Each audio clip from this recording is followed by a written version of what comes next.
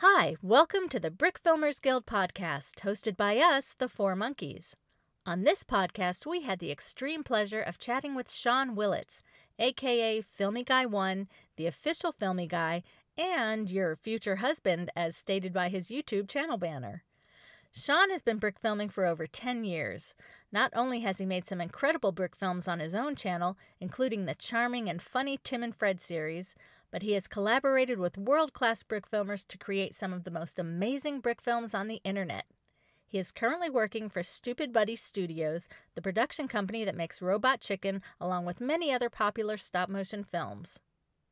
This podcast is sponsored by Brick Warriors. Prepare to take your LEGO minifigures to the next level with a whole world of imaginative custom LEGO accessories from Brick Warriors. Brick Warriors offers custom LEGO-compatible weapons, guns, helmets, armor, and accessories. All Brick Warriors toys fit seamlessly with your LEGO minifigures and are made from the same high-quality ABS plastic. Visit them online today at www.brickwarriors.com. We recently created a Patreon account. This is to help support our podcast and inspire more frequent episodes. We'd love it if you would support us there, but either way, our podcast will always be available for free. So, without further ado, here's our conversation with Sean.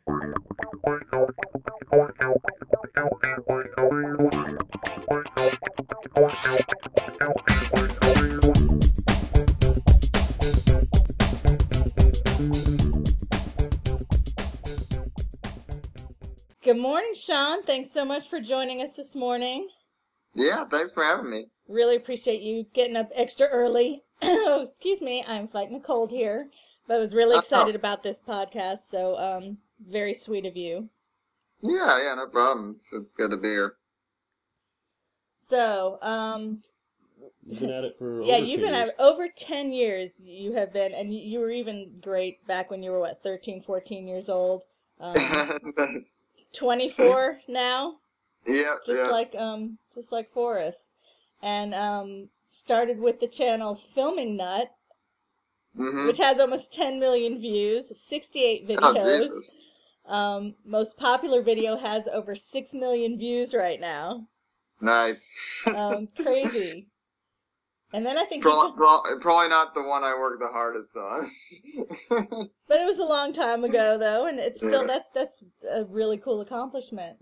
Yeah, it's great. I got a couple on there that, like, I like, even though they're not, like, super good or anything. Like, Filming that, it's got, like, a couple, like there's a Dark Knight trailer on there that I really like, even though it's, like, filmed on a terrible webcam, like Lego Movie Maker webcam. It's still, like, for some reason, I still really like it. I think it's great to leave those old videos on there. It's great to see how far you've come. It's great to see the different, cameras and everything that people use along the way, and it's really nice to see the progress. So I think it's the best it really shows, like the different cameras. It shows, like, different styles, even, like, that, you experiment with, because, my style wouldn't be the same without, like, the camera I used for, like, 4 years, It's kind of fun, I kind of gravitated towards, like, the way that one lens kind of looked, for, like, 4 years or whatever, but, yeah.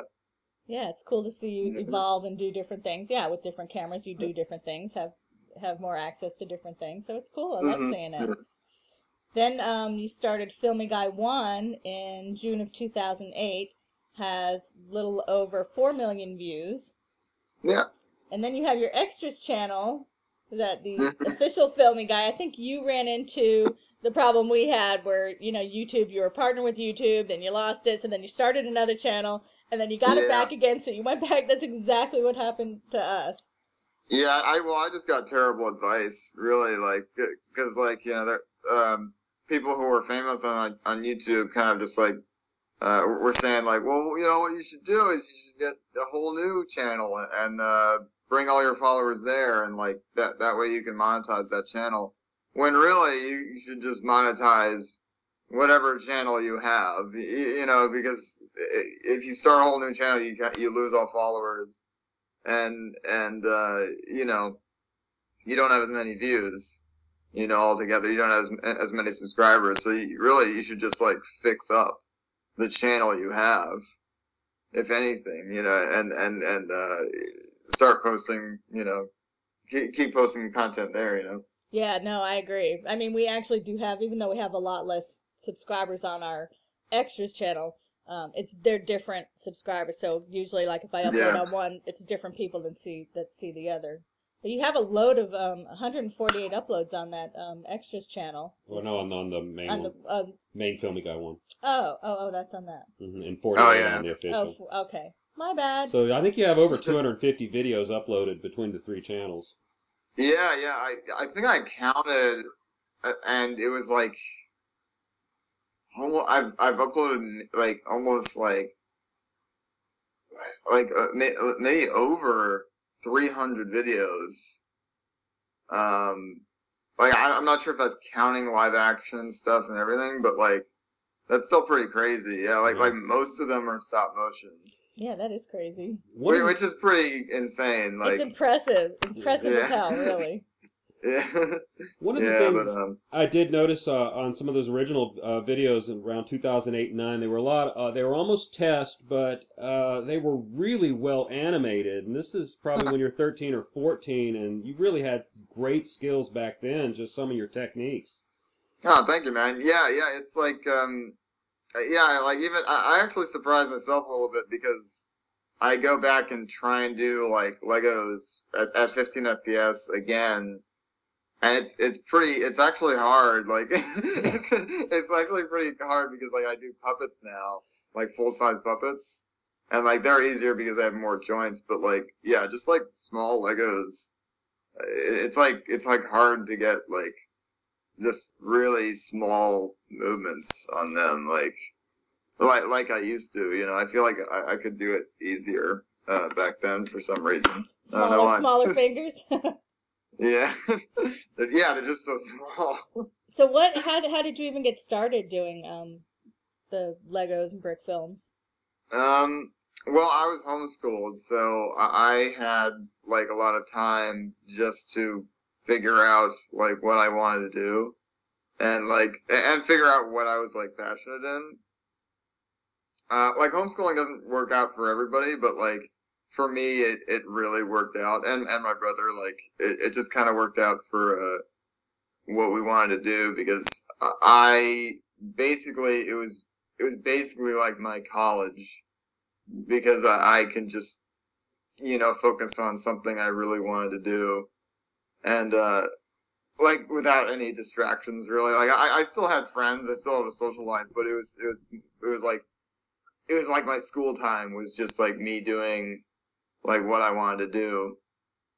So like I wanted to animate and I wanted to make you know, videos and stuff. So I just spent my time doing that, and it worked out because I have like a really good grasp on like all the areas of filmmaking now, and just like, you know, making videos. So I know what I'm doing when I'm like with people making you know, making videos and making stuff and making that kind of stuff. So it's an invaluable like amount of time, you know, I had just to myself to figure out like all the aspects. Yeah, no, that's awesome. And obviously you come from a very creative family anyway. Your mom is very talented. She's super cute as a button and a talented singer. Yeah, she is. She's great. Yeah, like she's legitimately amazing for sure.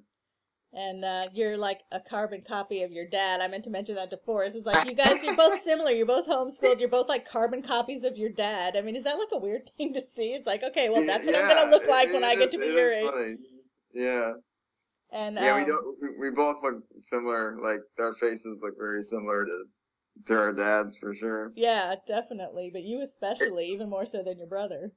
Yeah. Like, well, it's because of the beard. Because my brother doesn't have a beard. But I just have a very similar beard too, so, you know. And you are an incredibly talented, you know, stop motion artist, but you are equally talented in drawing. Your drawing abilities are like through the roof. Yeah, I mean, it just speaks to homeschooling again, because, like, I just did that, too.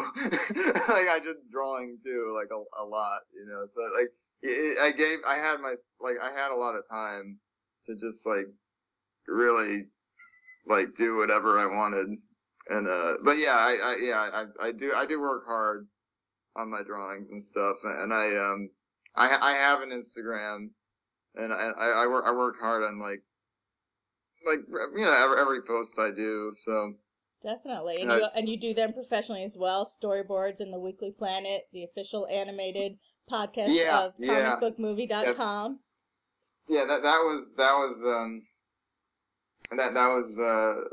awesome to do that, for sure, and I've done, like, other stuff, storyboarding, but yeah, that and another gig was, like, the two jobs I did,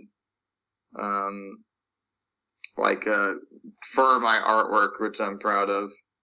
Cause that one is really like me, like through and through, cause I did like exactly, like James didn't have any notes or anything, like I just did all my own original, like, Batman art. Wow. And so it's really like, I'm really happy with it, because I just kind of did whatever I wanted.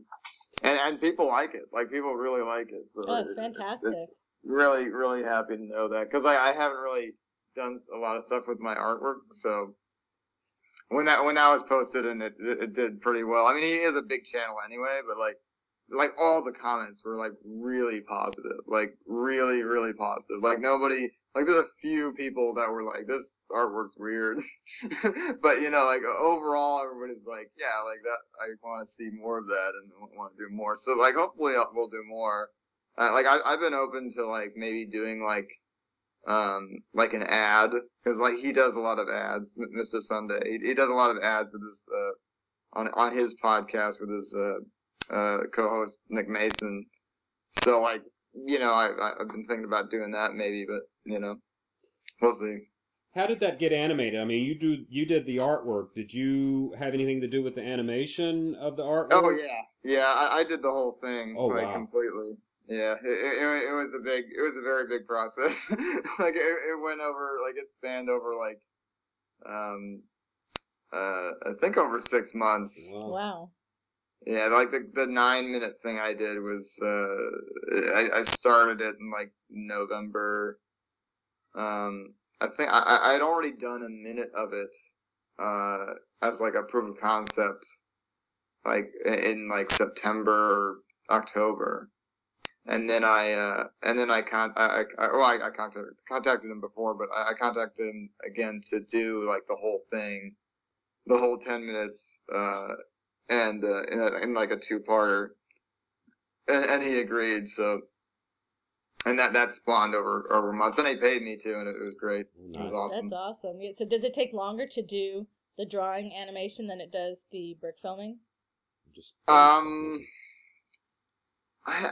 don't know, cause anything like 10 minutes, you know, would take long.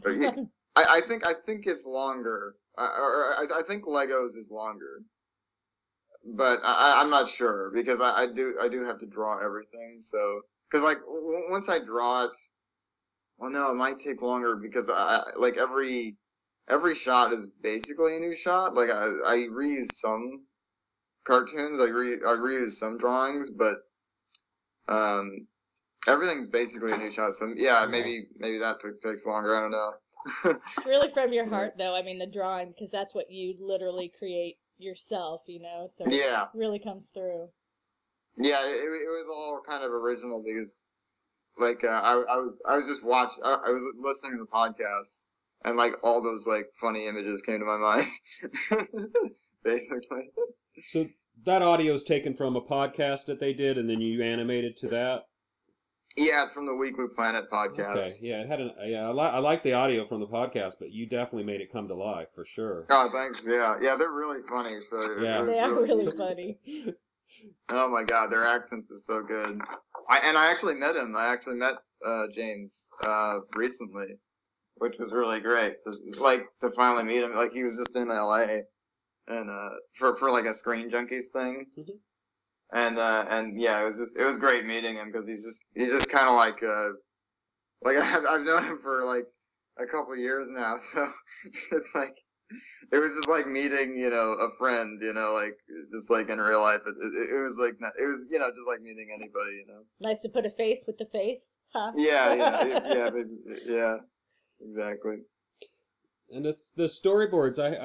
Forrest said you were doing some storyboards for different productions. Any of those productions we'd recognize or whatnot?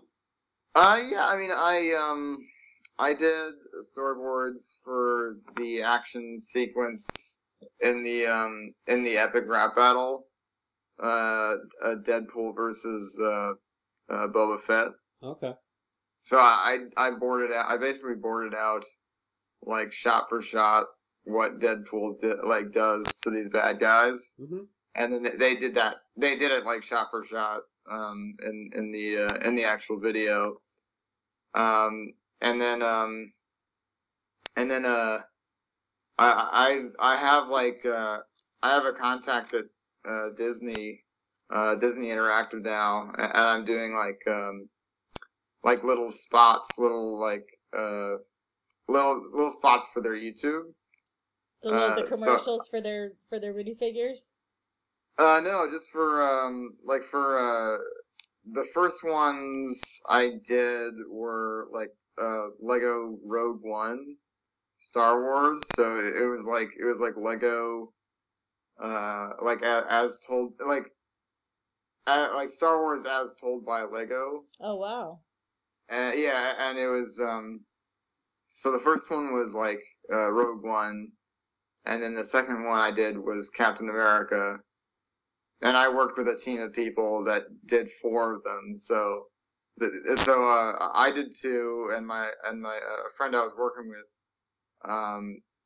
did another 2, which was like Beauty and the Beast, and yeah, we just watched that one.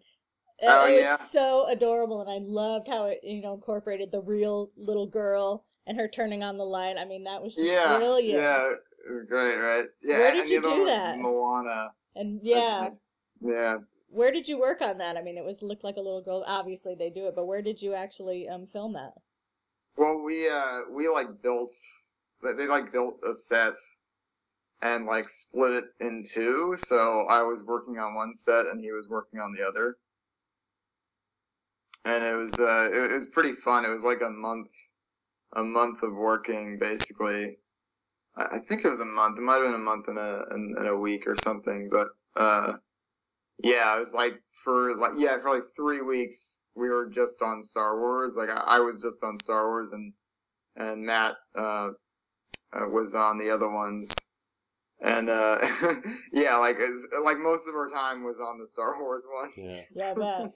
It was just like a lot of work, and I got to do a lot of stuff, a lot of fun things with that one. Oh Jesus! Sorry, my alarm went off. Sorry about that. That was cute. But yeah, that was a great opportunity for sure because I got to do more stuff with that guy at Disney now. So I did 2 other things with him recently.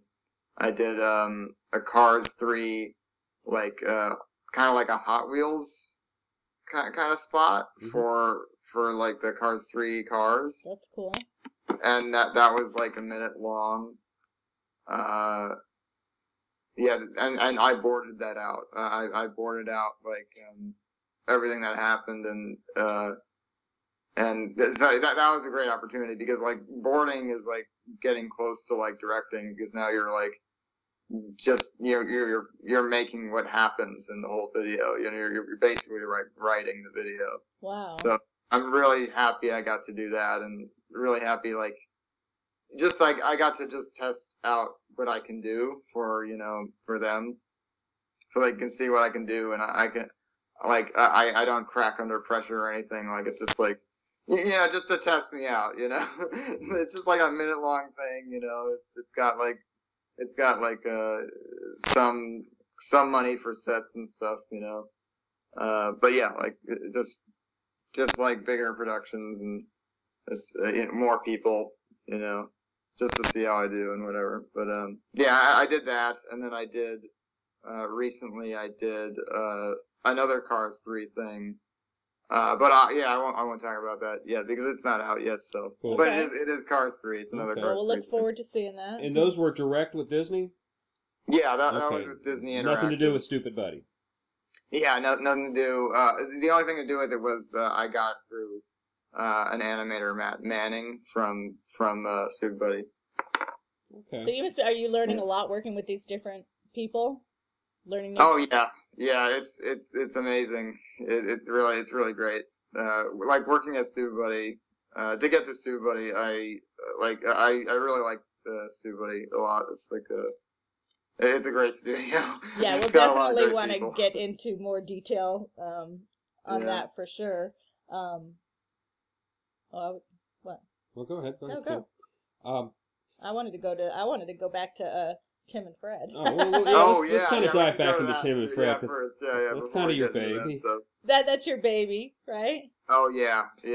And yeah, no, I love Tim and Fred. For me personally, I think that was the first brick film series that you fall in love with the characters. I mean, they seem so real. They're so lovable. Not perfect. Which is what you like because you relate to them. You just want to hug them. They're just adorable. And you and Derek it's like you work so well together.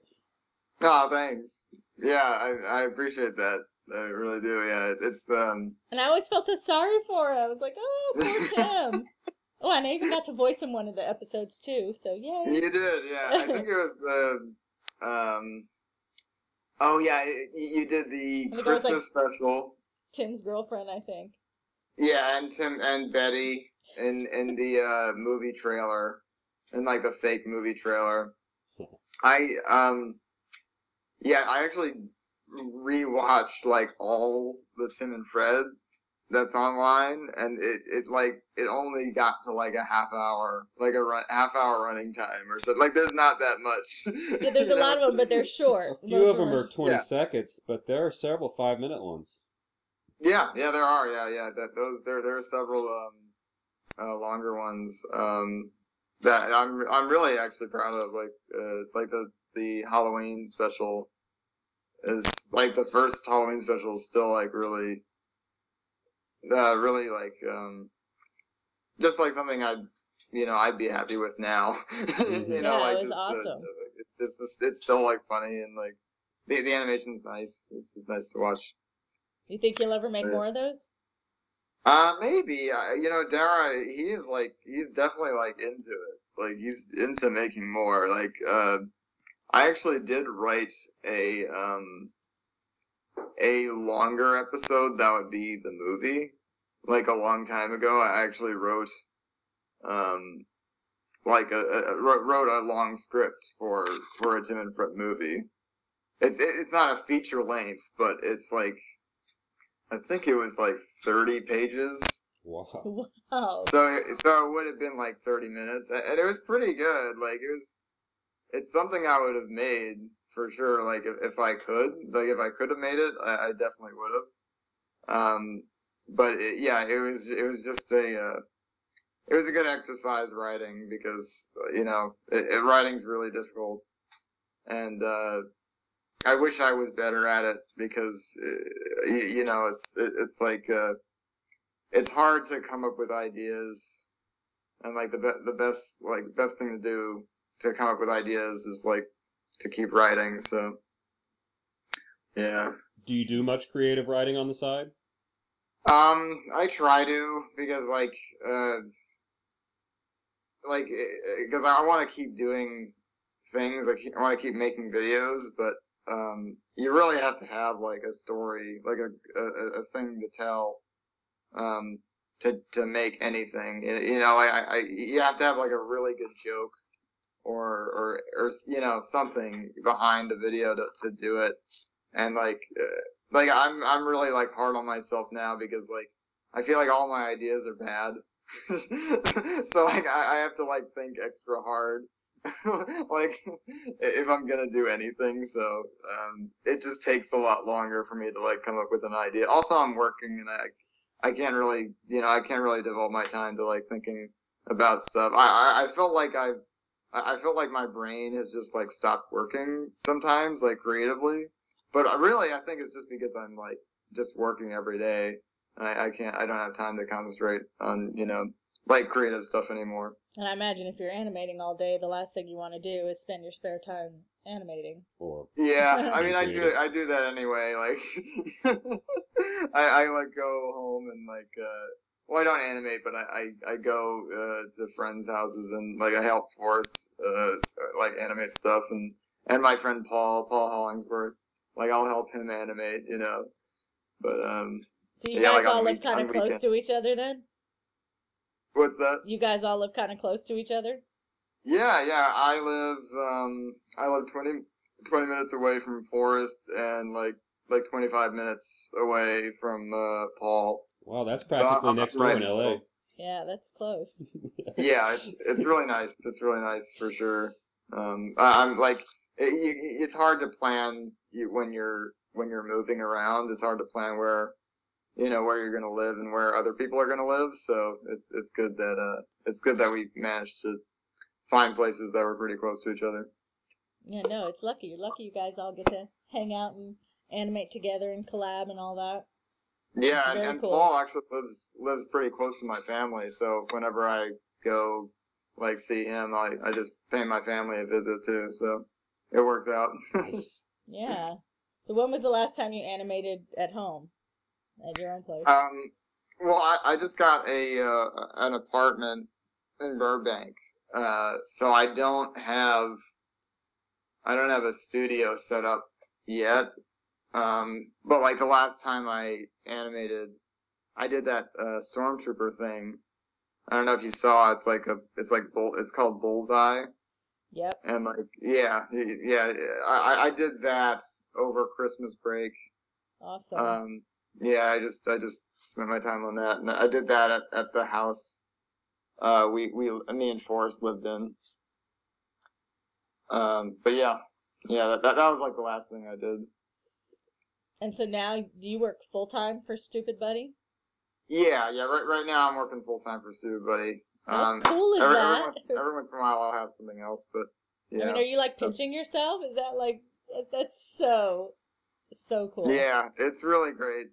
I'm just like happy to work with like really cool people. Like that's like the thing I'm most happy with. Like just like being able to like come and be like, oh, like I actually like these people. Like these are really cool, like fun. It's like a fun work environment. So, I gotta, yeah. Cool. In fact, I saw pictures just of their like waiting room when your mom went to go visit, and she posted. I mean, they even have like the coolest waiting room, and just, of course, that's got to be the most fun place to work. Yeah, it's cool for sure.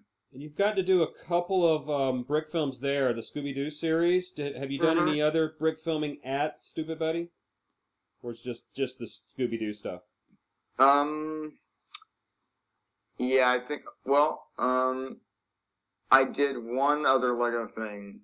But yeah, that was to, that's when they were vetting us, basically, seeing how we did. Mm-hmm. With animating at the studio, that they when they add someone at the studio, they usually like have them start out as like an assistant first. So, but they knew we were really good animators and we had like a lot of experience. So they were just like, well, we'll just put you on this one thing, like in this other building for like a month and see how you do. And yeah, they liked what we did. They liked how we did Scooby-Doo. Well, so, yeah, those were really good. They brought us on and like just as animators, so that was really good. So they had a different lighting team there, and I guess a team that did all the set construction. Yeah, they had a couple builders, Lego builders. I don't know if you heard of Jeff Cross, but he's like a really good Lego set builder. I think he's got a Flickr page. I don't know his Flickr page offhand, but yeah, he's really a great builder, and he was doing the sets. I think somebody else was too. But yeah, they had their own separate lighting crew in this other building. It's a smaller building, but yeah, they did that there, and that was great. That was great to just kind of learn in like a little like just a smaller area of how they do it in the big building. So I didn't like come in and I didn't like know what the hell was going on, you know. Mm-hmm. But yeah. Well, it sounds like they liked you, because I believe the IMDb has you down also for Super Mansion, Buddy's Thunderstruck, and Robot Chicken. So, Yep. And I think there's a good 3 dozen or more of those projects you've worked on, correct? Yep. Yeah, I did Buddy. I did Super Mansion. Well, yeah, I did Super Mansion right after, I think, because they were finishing up the first season of that. And then like right after Scooby-Doo, and I got to experience like like how the studio was for the first time, and that was pretty cool. And then I think I did Robot right after that, Robot season 8 after that, and then after that, I guess, yeah, there was a little bit of a lull because they finished the season 8. And then we rolled on to Buddy Thunderstruck, I think in February last year. Yeah. So like around February last year, they brought me on. And that was really cool working on that for sure. Like for a good 6 months. Wow. It was like really fun because it's an original show. So it was just really exciting to watch it, and like it's like nothing I've seen before. You know, it's just fun. It's on Netflix. Have you checked Buddy out? I have not yet, but I will soon. Yeah, we have Netflix. Yeah, so definitely have to yeah. I watch think you'll that. love it. It's really a kids show, and I don't think it was marketed very well because like I haven't heard anything about a second season or anything, but you know it's fine. It's got 1 season, and that's good enough for right now. Of course, and everybody knows Robot Chicken. I mean, that's what the first thing I knew from Stupid Buddy was Robot Chicken. I mean, that's just brilliant. It's kind of weird. It's kind of weird too, because like when you say Robot Chicken, you're like, oh, they're doing a kids show. Like, is that appropriate or anything? But I mean, I think it's appropriate. Like it feels like early SpongeBob to me, and that's the kind of show I like. So you know. Yes, we definitely watch a lot of SpongeBob. All right, so I have to know: did you animate Bitch Pudding? Yeah. Oh my god! Did you animate the character? Yeah, I animated a couple skits. Wow. I didn't animate the special, but I animated which one? What was the first one I did? The Crucible was I did the Crucible, and I think I did something else too. Well, I can't remember. Holy crap! Because that is just like so. Amazing. One, it's funny, but just the character movements, the head bobs, and that attitude that Bitch Pudding had was just major so attitude. Funny. I mean, wow, that's so impressive. Yeah, I may or may not be animating Bitch Pudding like literally today. Like, Wow. may or may not be. Okay. That's not a confirmation. Well, give her our best. Yeah, right? Yeah. If I see her, if I'm doing it at all. High five from me, because damn. Yeah, she's great. Her puppet is really funny. Like, it's like a huge head. Like, it is a ginormous head on like a very, like, sticks. How big like, is the puppet? For her body. You know, it's like the size of a normal action figure, just like the head takes up like 30% or, like 40% of the body, basically. But having the larger puppets compared to Lego, you're able to show a lot of more nuances of the character movements just because, just a smaller movement can be achieved with the larger puppets, but there's the problem with Lego, even though I love animating with them. You got to move something a quarter millimeter just to make it barely move. It's tough. Yeah, absolutely. Like, I think the main thing with using actual puppets that kind of threw me was the facial animation. Because I never did any of that.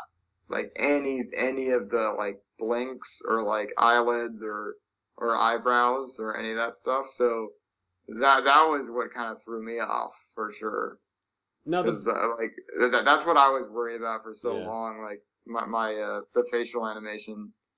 Because I knew how to move the body, but I didn't know, like, I didn't know where to start with, like faces and stuff. Like, I was pretty confident, but also, like, I'd never really done it before, so it was still, like, I had to, like, watch a lot of reference, and like, make sure I was, like, doing it how other people did it, and like, at least first, you know, and then I could do my own, like, have fun with it, you know.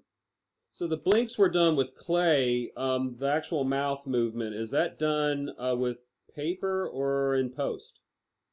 Yeah, it's done with stickers. Oh. It's done with stickers from paper.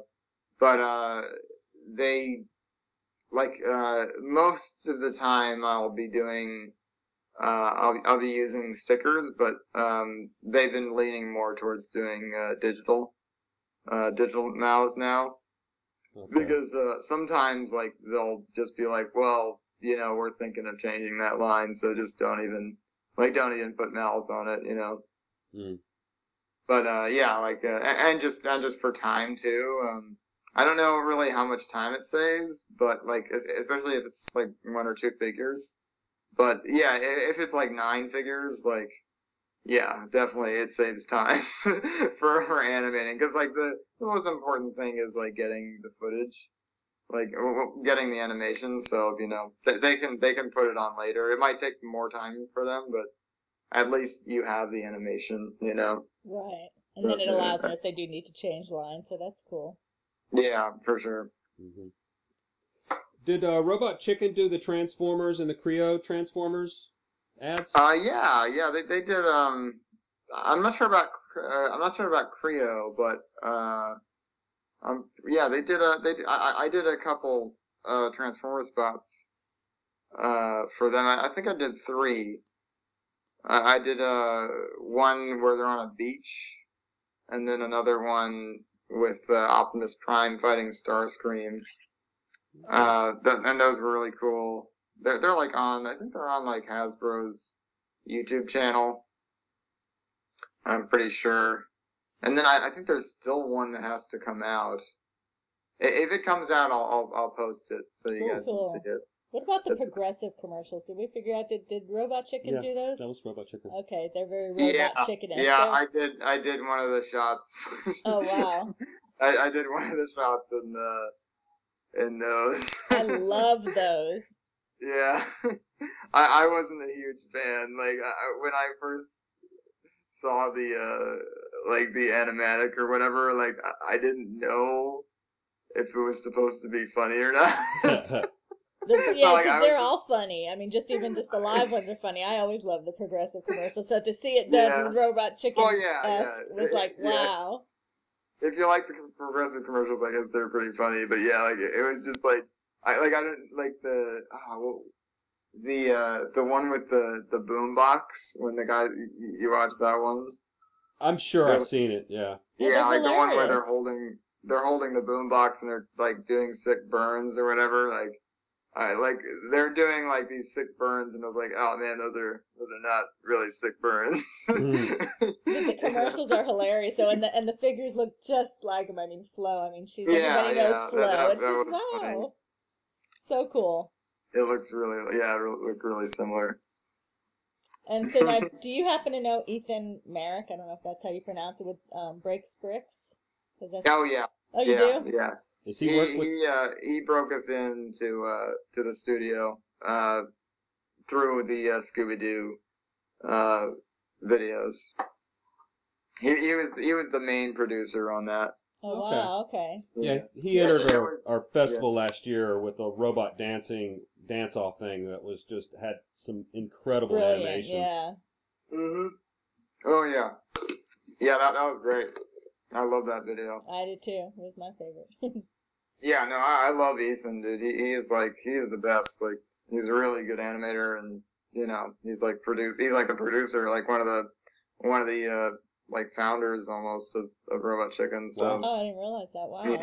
Yeah, I mean, he's like a main producer. Like, I'm like when they brought us in, I'm pretty sure he was in the room. Like, he was one of the four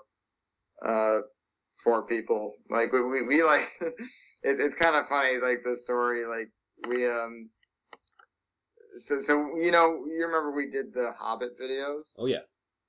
Yeah, we did 4 Hobbit videos on Forrest's channel, and we we did the first one. That was like a crazy couple months, because I went over to St. Louis to do that with him. I don't know if that's common knowledge, but I went to St. Louis to help him with the production of those 4 videos. Yeah, he talked about that on the podcast, so. Yeah, oh good. Yeah, but yeah, it was crazy because I was just like, you know, I hadn't lived anywhere else, like, for a long period of time. You know, before that, I was just like, it was like spur of the moment. Like, he just called me, he was like, yeah, you know, there's a lot of money, so we should do this. And I'm like, all right, like, sign me up, like, fly me out, you know. So we got to really like, we really got to like, just got to work together and, you know, be creative and make those, and that was great. And yeah, it was just a great experience. But we did the first one, and that was retweeted by Dragon Frame. Wow. The software, and that's like, I believe that's how we got like Robot Chicken's attention, just from a tweet. Yeah, it's amazing what social media can do. Yeah, I couldn't believe that. I'm pretty sure that's what happened. Cause like I remember it was retweeted, and then I think Forrest got an email from somebody, and then we got invited to shoot like a test. But yeah, we met with like the 4 heads of the studio, like Eric Towner and Harv and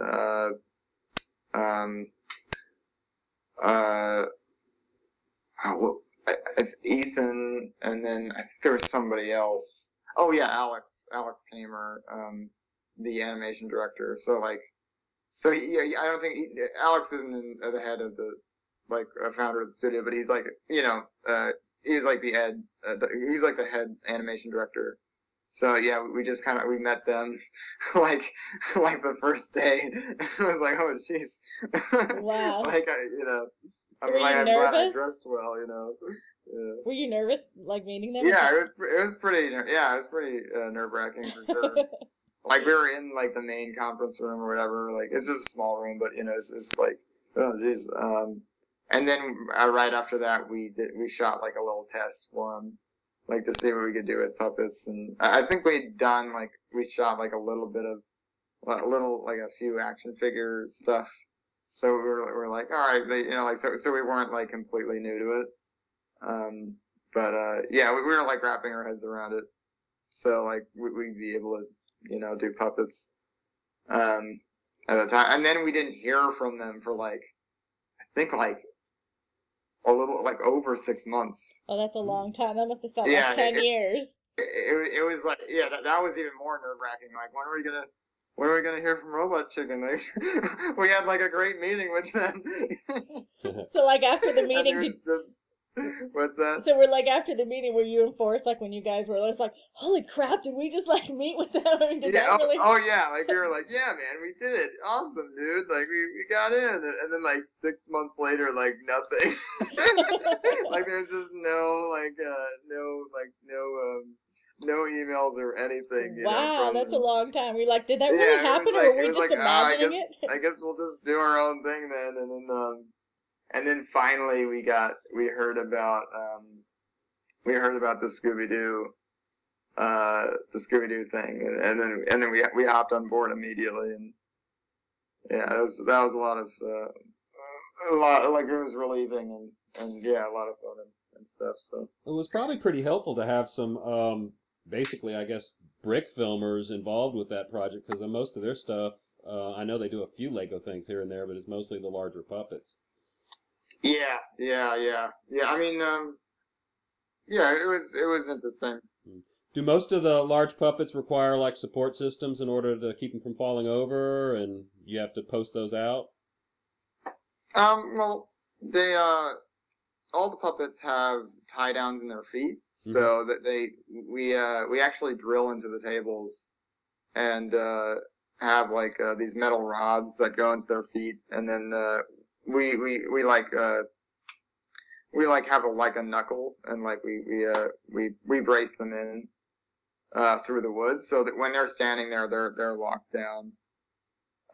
Some things, like when they're, like, there's, like, a specialty kind of, walk or something, or, like, a run, or they're just floating in the air, like, they have, like, we'll have, like, a rig off screen, or, like, even on screen, to hold them up, and, you know how it is. You make sure you get a clean plate, or if you need, a second exposure to have, like, a frame without it there, we'll take it away, and make sure we have a clean plate of it so they can paint it out later. How big was Godzilla? Oh, Godzilla, he was pretty big. He was like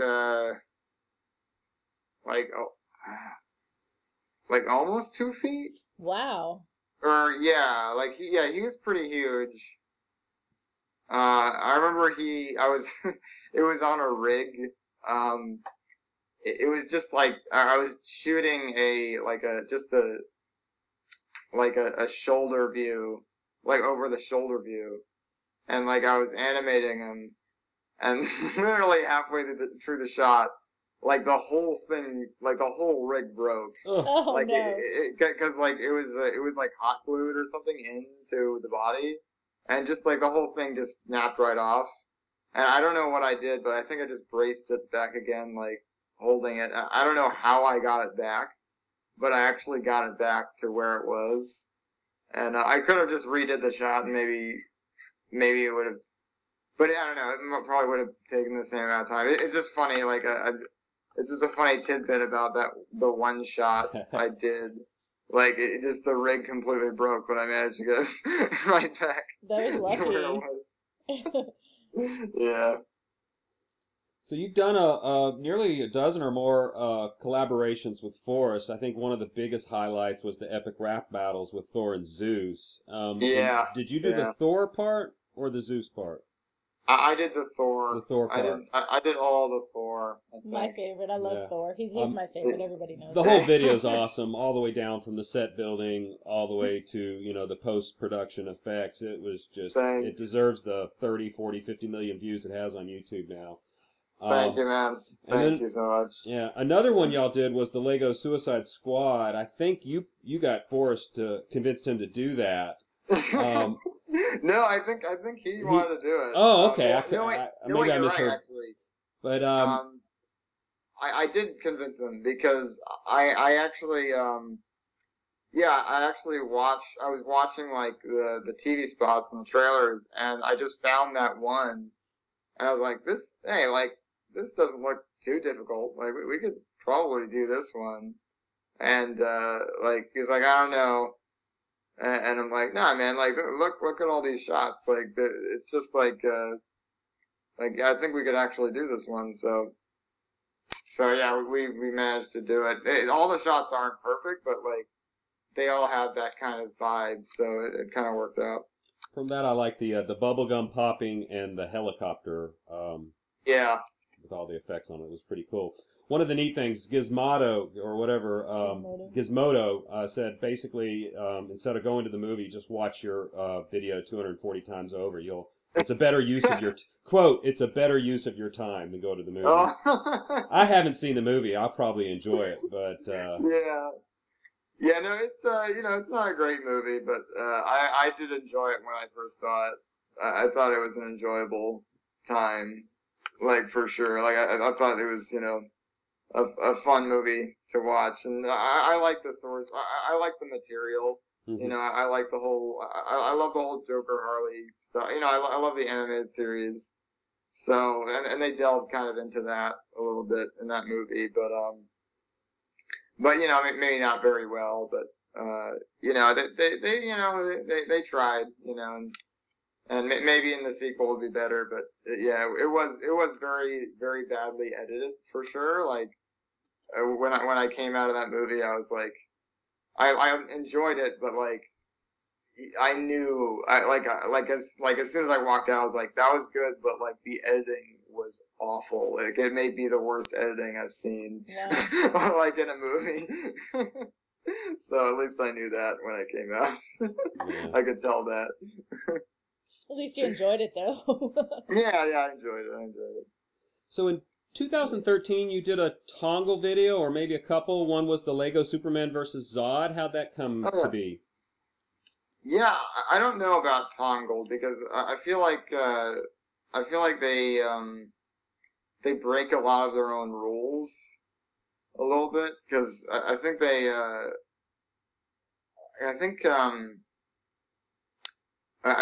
like let people win that like weren't allowed to win because like they work for Lego and stuff. But like I don't know, I don't think they're like 100%, but they did motivate me to do I think a couple videos. So I guess I have to thank them for that because they really like helped me do some of my best videos, the Superman one. Yeah. That's really, it's one of my favorite videos, and I did it for Tongle, but I never heard anything if I won or anything really about they never got. I don't think they ever got back to me. Like, well, it's an awesome video. Thanks, yeah. I can't believe it didn't win. And another one of your awesome superhero ones that you did kind of in that medium-long format was your Lego Justice League Origin. Mm-hmm. Has, nearly a million views. Probably should have 5 million, but that one was really good and had some really funny parts with Aquaman and Wonder Woman. Yeah, thanks. Yeah, that's fun. I use most of my friends for that, for the voice acting. Because I would have used forced voice actors, but I just kind of wanted to use my friends, like just to I don't know, just to get like, because I was hanging out with them and they were making me laugh and stuff, so I used them. But I do like Brock Baker's Aquaman more now, for sure. Like it's so funny in the first Justice League video. I actually met up with Brock Baker recently. Oh wow! Yeah, he's a really cool guy. He's very funny.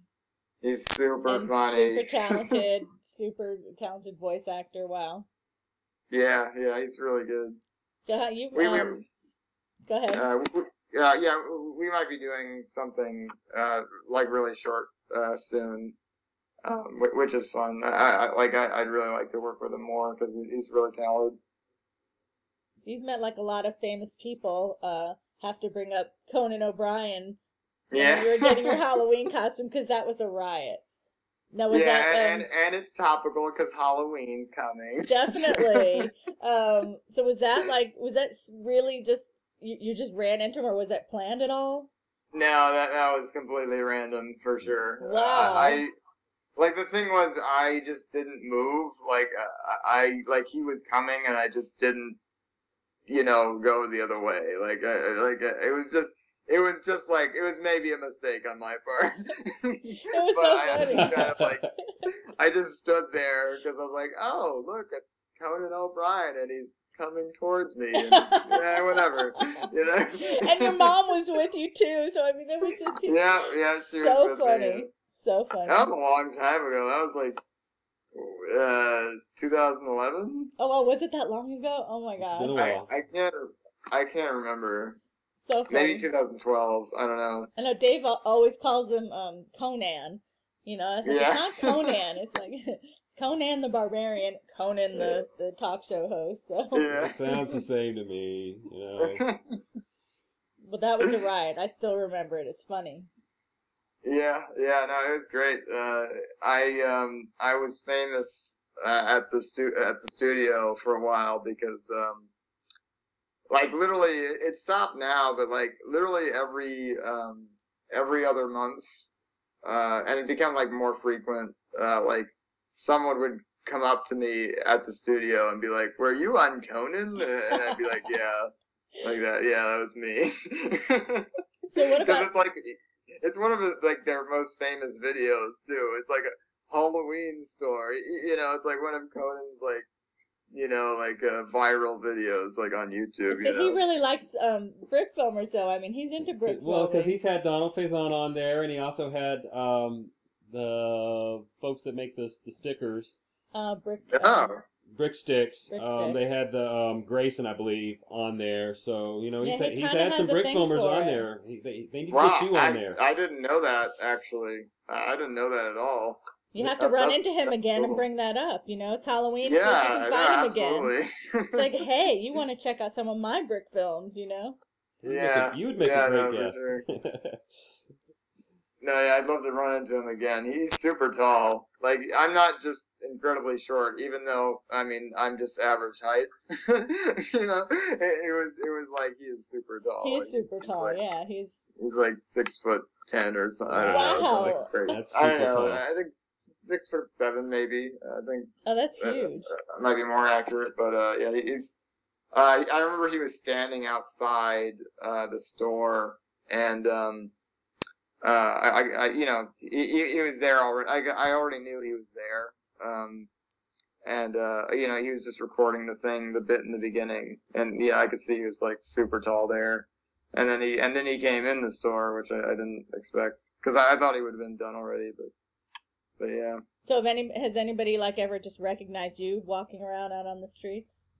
Oh no, not really. I think, you know, yeah, me and Forrest have gotten recognized before, like a bookstore or something. Like, yeah, I did get recognized.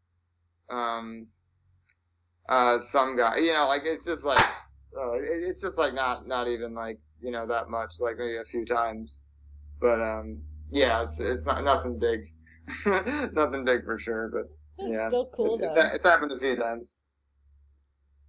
I have to give credit. I think I heard your this was a while ago, the beginning of our conversation. Your cat maybe meowing. Oh yeah, he's in the background for sure. He's knocking things over. That crash you heard just now is him. Is that the same gray cat? Is that the gray cat that your mom posts pictures of? Or is that no, this is Peter. My cat Peter. He's like a tuxedo cat. Oh. See, we have a cat too, and I've always been a dog person, and I didn't know I was a cat person until I got a cat, and now I'm like, I'm so obsessed with our cat. I love him so much. My daughter says I'm more of a cat person. Yeah. Oh, they're so sweet. They're so fascinating. Yeah. I love them so much. Yeah. So yeah, always have to give a shout out to a fellow cat person, because. Oh yeah. Yeah, I'm thinking of getting another one at some point, just to give Peter company. But I want to get one I want a friend for our honey. He needs company. Oh yeah. You gotta give him a friend, because like I'll be coming home every day, and he'll be like meow meow meow, like he missed me or whatever. Of course he did. Yeah, we get woken up at meow o'clock now every morning, which is super early and not too cool, but. Yeah. Anything else? Because I know we're starting to run out of time here, even though we could like keep you here all day asking you questions. But yeah. You can ask me a few more questions for sure. So do you have? I know you mentioned maybe it's one of your favorites. Do you have a favorite brick film that you've created for sentimental reasons? You know, maybe your first one, or just for any other reason? You have so many brilliant. It's hard to choose, I know, but. Yeah, I've made a lot of them. I don't know.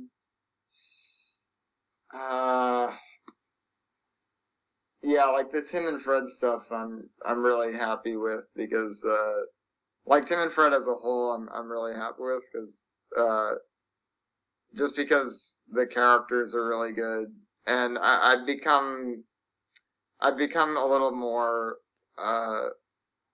like,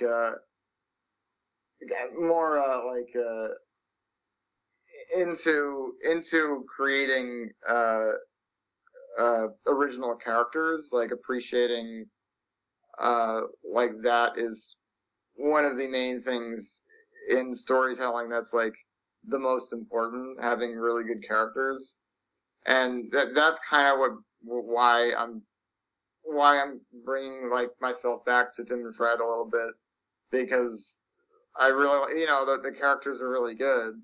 Yeah, I agree. And I want to do that. I want to do things that are worthy.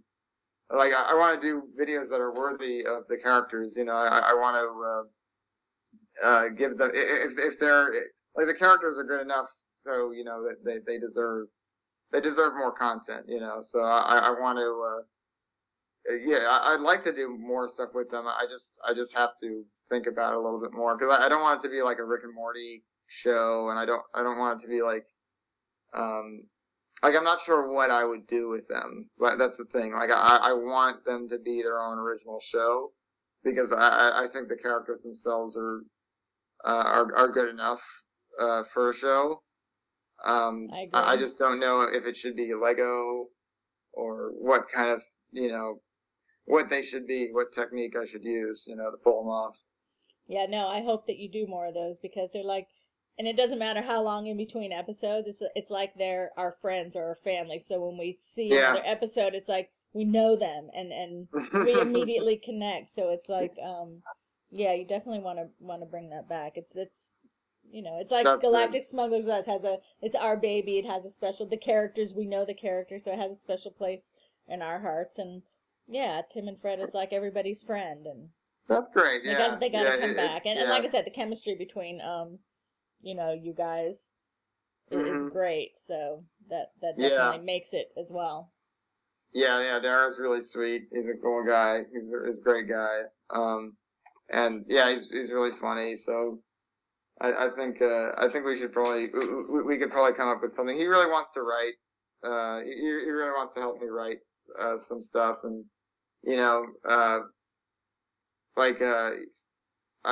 whatever he writes, I'll take a look at, and whatever I write, I'll show him, and we'll see if it's something we want to do. But like right now, it's like it's just difficult coming up with something new with them, because I just don't know what format I would do it in. Like, I don't know if it would be clay or action figures or like, I'm weighing all my options with them, because I don't want to just do Lego again. But it might just be that, because like it started out as Lego because like I literally just wanted to like get something out like on my channel. Like I wasn't really thinking about anything like that. I just wanted to like making a whole big series. Like the only reason I did it as a series was because I was like, oh, this is something I could put out every week. Like something easy, something funny, just a couple jokes, that I could just do. So that's why I did Tim and Fred, like really just to get something out every week. Cause they're so short, like the first few episodes are really, really short, so. But they're still funny and they're all enjoyable, so. Yeah. Actually, my favorite episode of that, of Tim and Fred is actually the email episode, where he's like writing an email and Fred is like doing all this stuff in the background, like he's getting arrested and stuff. Yeah. That one's really that one's close to my heart, because it's just funny. Like that's something my brother would do. Like he'd be like in the middle of an email and he'd be like, I can't talk right now. Like I'm like in the middle of this email. So just tell him it's from reality, And those are always fun to add into things too. Yeah. They make the best stories, don't they? Yeah. Oh yeah, for sure. You get your cat in there too. Yeah. That would be fun. One last kind of technical question. Are you doing 15 frames a second typically when you're animating? Yeah, I do that now, for Robot. Robot is 15 FPS, or 30 on 2s, or whatever you say. And, so yeah, I've been doing more with that, which I prefer. I prefer that. I do prefer that frame rate because it looks the smoothest to the eye. You know, for cartoon styles, 12 FPS is just fine. I think, I was doing 12, or 24, on 2s for the last year, because I was doing Super Mansion, which is 12, and, Buddy Thunderstruck, which is 12. So I've had a lot of experience doing 12 now. I never ever did 12 before. I've always done 15. So that was a new experience for me doing that, using 12 FPS. And Scooby Doo was at 12. Oh wow! So that was like, throwing us right in there, like, right into the deep end almost, like, all right, figure out this new frame rate, and, you're in a new studio. Wow. So, yeah. It's cool that you and Forrest also, kind of got to do that, got to work on some of those together. Just because you were friends already, so neat that you can, work with a friend. And definitely the work with Paul Hollingsworth was awesome, too. Right. You've assisted and done the animation for. We didn't get too much into that, but those are some awesome things that y'all did together. Yeah. Did Forrest talk about Captain America? Yeah, we talked about that a little bit. That's his baby. Yeah, sure. Oh, absolutely. Some awesome stuff there. All the way from the opening shot, just the lighting that just makes everything pop in that. Is quite incredible.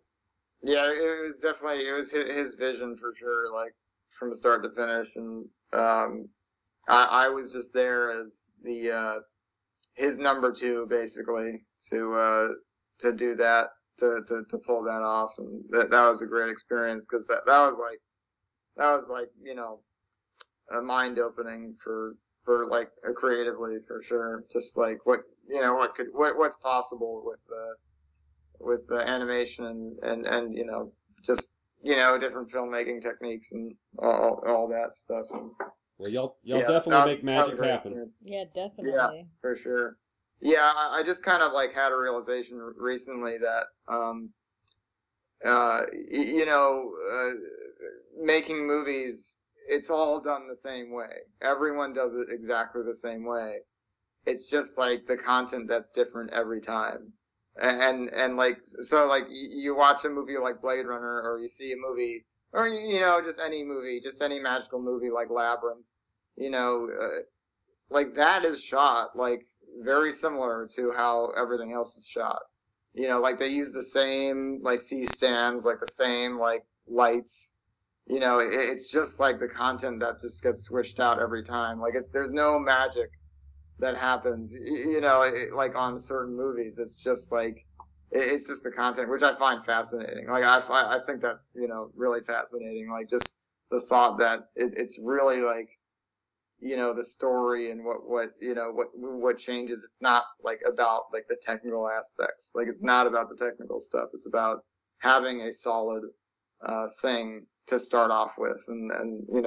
And that's what makes the magic happen, Right, the vision and the idea. And then, of course, the actors bring it to life. Yeah, and the actors, of course, too. That's where the magic happens, for sure. But, absolutely. Like, as far as, like, the technical aspects and, like, setting it up, it's all basically the same. Like, I look at the sets on Robot Chicken, and they're, like, it's just tiny versions of a normal set, It's just tiny versions of, like, little flags for lights, or they're not so little, but some will be little, and it's just a tinier version of a real set, that's just fascinating. Like, controlling the lighting and everything it's what they do in the big movies too, you know. Like it's just the same techniques, just smaller. And it must be cool for you because they probably have, the best, equipment and the best light. So it must be really cool to get to use. Oh, sure. I mean, yeah, like they have all the best stuff, like equipment wise, and it's really nice to have that. Because like I go there and like they have anything you would need to pull off what you need to do. So. All right, I have to ask real quick. That's really helpful. Have you met any of the voice actors like Donald Faison, who is also not only a brilliant actor, but a brilliant brick filmer as well? Yeah, no, I met him. I've talked to him a bunch and stuff, and yeah, he's really cool. He actually came in to my stage at one point. It was pretty funny. He just walked in and he's just like, "Hey, bro." Wow. I was like, "How's that?" Like, it's Donald Faison. And yeah, he just wanted to see me and talk to me about Captain America. But yeah, I think we're friends on Facebook now, so that is so cool. Nice. Yeah. If he wants to do something, I'm down. Like, well, yeah. like absolutely, But yeah, I love his Stormtrooper videos. They're brilliant. They're really good and just so funny, and of course the best voice acting. So. Oh yeah, really, yeah, great voice acting. Yeah, really. I mean, he's voice acting for Robot Chicken. You know? Yeah. So yeah, he's really funny there too. He's just a great actor. So yeah, he's all around there. So that is so cool. Yeah. All right. Well, we do not want you to be late. So I will let you go. But thank you so much for joining us. It was so super sweet of you to get up early so that we could have this chat. And we really look forward to seeing everything that you do because it's all brilliant. Thank you so much for having me on. I appreciate it. Wish you the best of luck with everything. We'll make sure everybody has all of your links so they can see all of your amazing work. Yeah. They can just find me on Facebook. It's just my name. If they want to find me there, I mean, I accept all requests. I don't, I'm not like, I don't care about who I'm friends with. I mean, not that anybody's crazy or anything, but I also have Instagram. And that's just my name too. It's just Sean Willets, so you can find me there. I try and post as much as I can. I'm doing like these like Inktober's now, where I do like I try and do like an ink drawing every day. I posted a bunch of those, so they're cool. And just like the work I've worked hard on and stuff, I appreciate it. People check out. Yeah, no, everything you do is absolutely brilliant. You're so talented. It's been an honor to speak with you. Oh, thank you, man. Appreciate that. So anyway, best of luck with everything, and hopefully maybe we can have another chat sometime in the future and talk about more of your amazing work.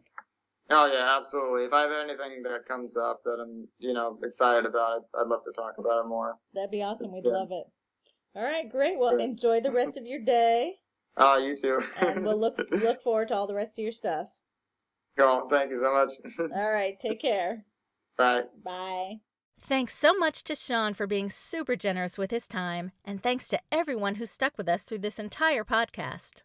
Please check out our sponsors and partners on the Brickfilmers Guild homepage, and don't forget to check out Sean's amazing brick films on his YouTube channels.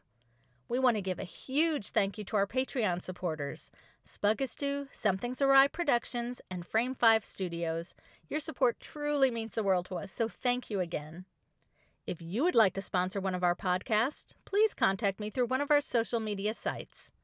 We'd also like to thank Kevin MacLeod for his wonderful music, which we use for our podcasts and in our brick films. Also, if you're listening to this podcast on iTunes, please rate and comment. We'd really appreciate that. So, until next time, bye y'all!